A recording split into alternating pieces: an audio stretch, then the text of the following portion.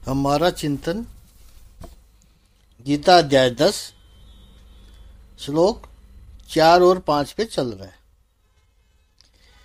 तीसरे 10वें अध्याय के तीसरे श्लोक में प्रभु ने कहा था कि जो मुझे अजन्मा अनादि समस्त लोकों का स्वामी के रूप में जानता है, मनुष्य में केवल वो ही मोह रहित और समस्त पापों से मुक्त होता है।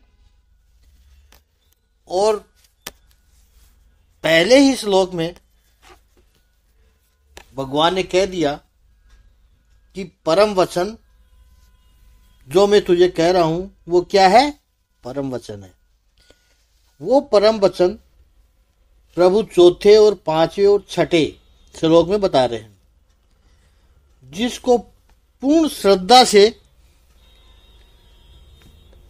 स्वीकार करके मनुष्य इस भव सागर से पार हो जाता है।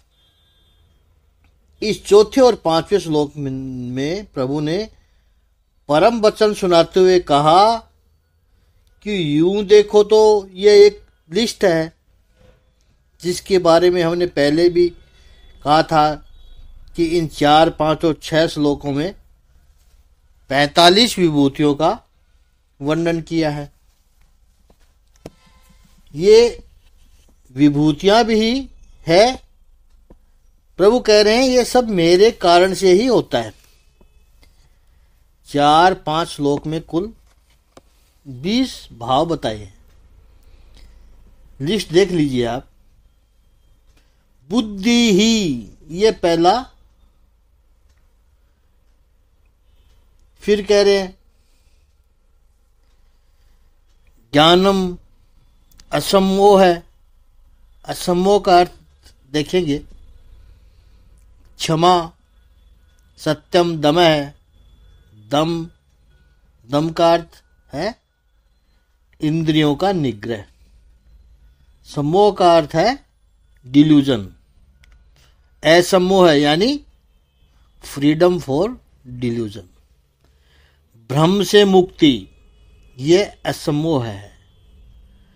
बुद्धि, ज्ञान, इनका पता सब आप विद्वान है।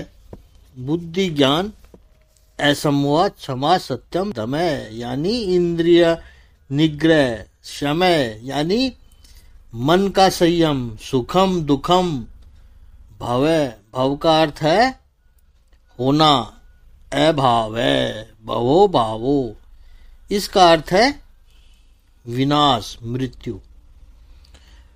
भव उत्पत्ति,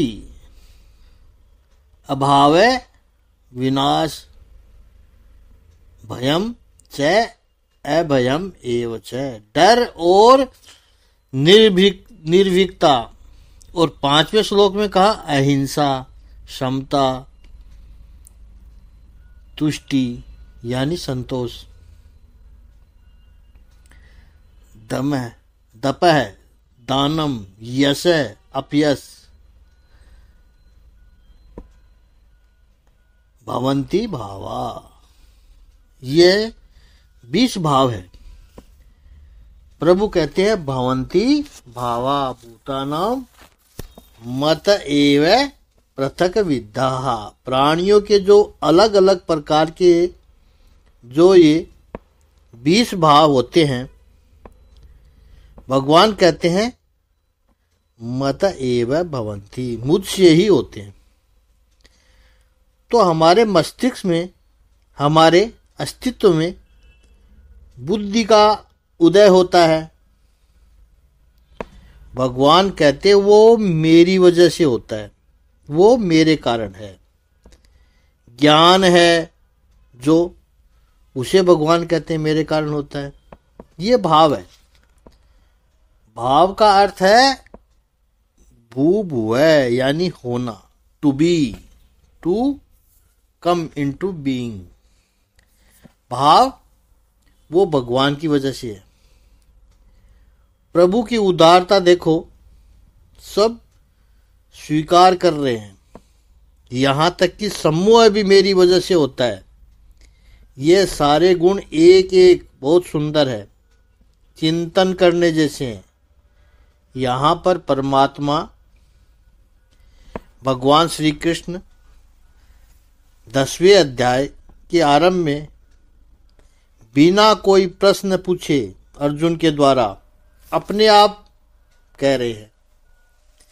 9वें अध्याय में राज विद्या राजगुह्य योग के बाद यानी समर्पण की महिमा समझाने के बाद तत्परायणता का भाव समझाने के बाद विभूतियों का दर्शन करा रहे हैं।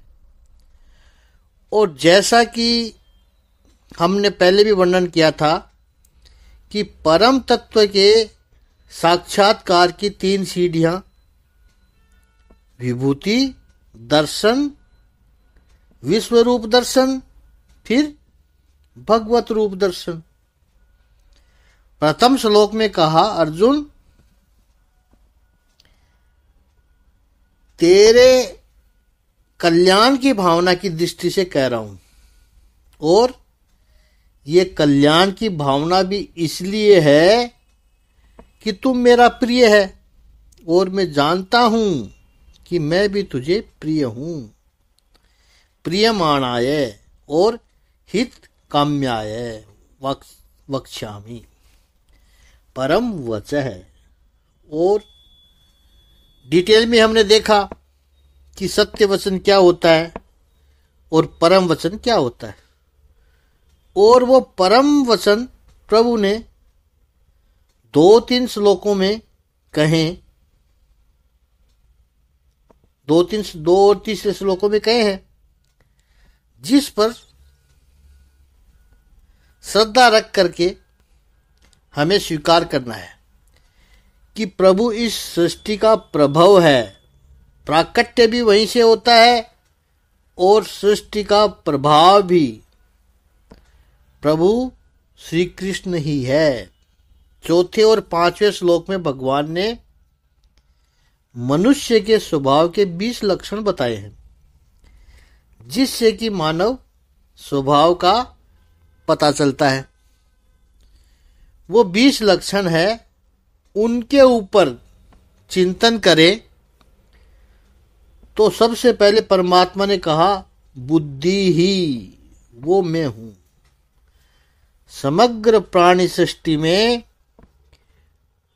मनुष्यों को जो अपने होने का गौरव है, मैं मनुष्य, ना हम पशु ना हम पक्षी ही अहम मनुष्य, ये जो मैं मनुष्य हूं, इसका जो गौरव है, उस गौरव का फाउंडेशन स्टोन यदि कोई होगा तो वो मनुष्य की बुद्धि है। अन्यथा मनुष्य और प्राणियों से अलग है ही नहीं। आहार, निद्रा, भय, मैथुन, ये सारी प्रवृत्ति पूरी पशु सृष्टि करती है, उसमें कोई फर्क भी नहीं है। पशु भी भोजन करते हैं, मनुष्य भी भोजन करता है। पशु भी सो जाते हैं, मनुष्य भी सो जाता है। पशु को भी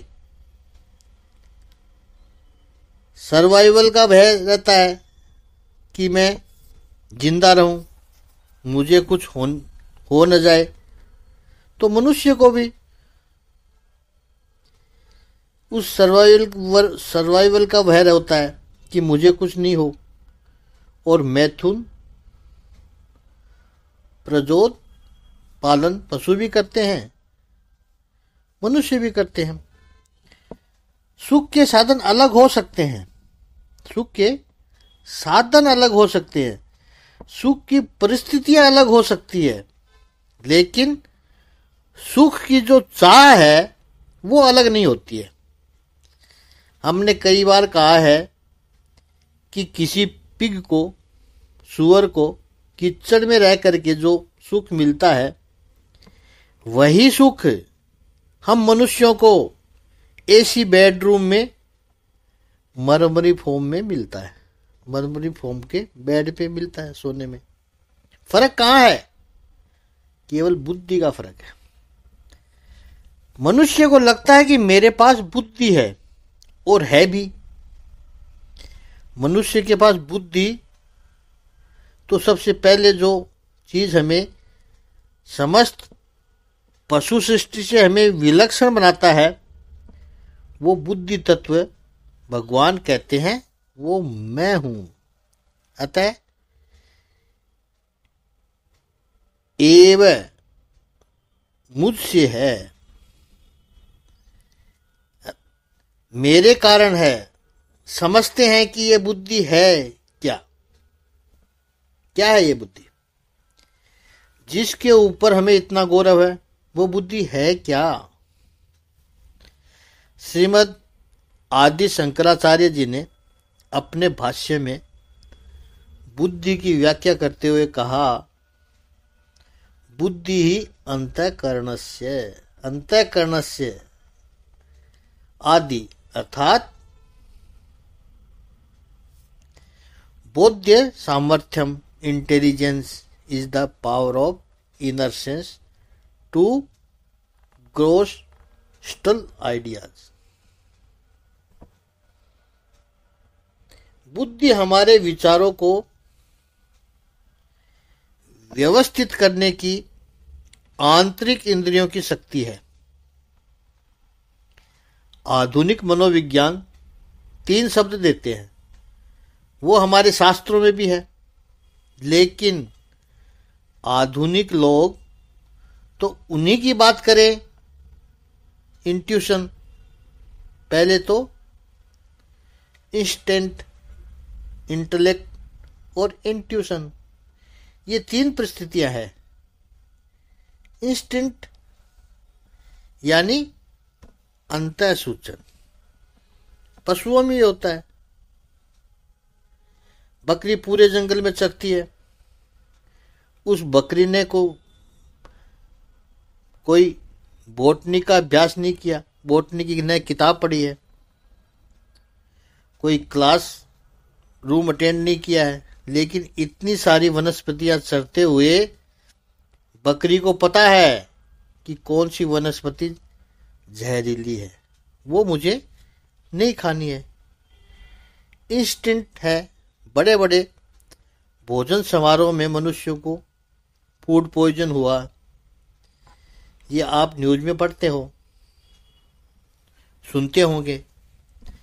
अभी तक हमने कभी भी ये नहीं सुना कि पशुओं में फूड पॉइजन हुआ है। जो वो नेचुरल खाते हैं उनकी बात कर रहे हैं। केवल अब पशुपालन में उनको कुछ खिला दिया, उससे हो भी सकता है, उसकी बात नहीं कर रहे हैं। लेकिन पशु जो अपने आप चलते हैं जंगलों में, कभी उसको फूड पॉइजनिंग नहीं होगा। उसको पता है गाय चाहे कितनी भी भूखी हो, वो मांस कभी नहीं खाएगी, और शेर चाहे कितना भी भूखा होगा घास नहीं खाएगा।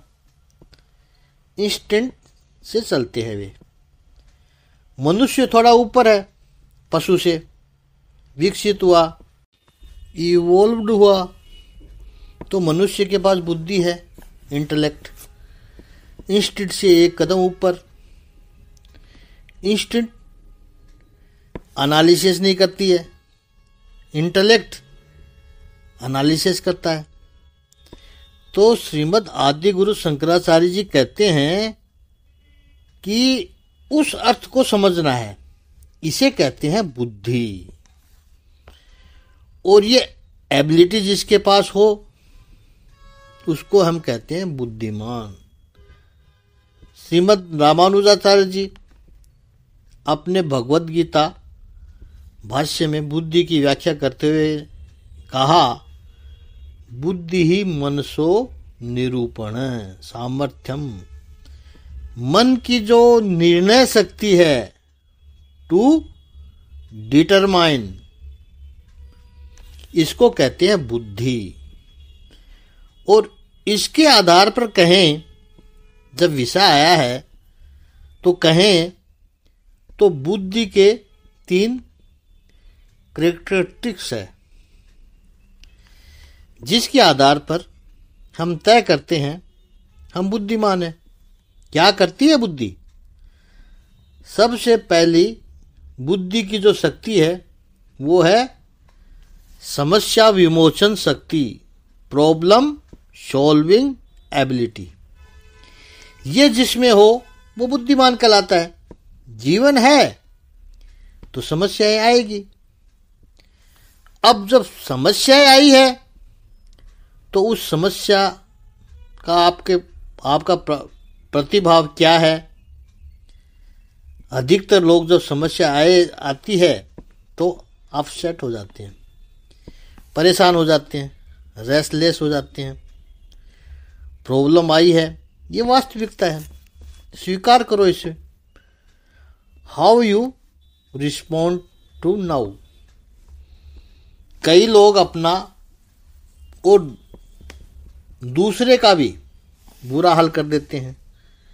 समस्या है यदि, तो उसको सोल्व कैसे करोगे उसके बारे में सोचो। समस्या को सोचने से नहीं चलेगा, मन को अशांत करके नहीं चलेगा। यह तो बुद्धिहीनता है। बुद्धि का दूसरा लक्षण है बदलती हुई परिस्थिति में एडजस्ट होने की शक्ति, ability to adjust to change circumstances. परिस्थिति बदलेगी, यह संसार का नियम है। कभी भी स्थितियां एक समान रहने वाली नहीं है।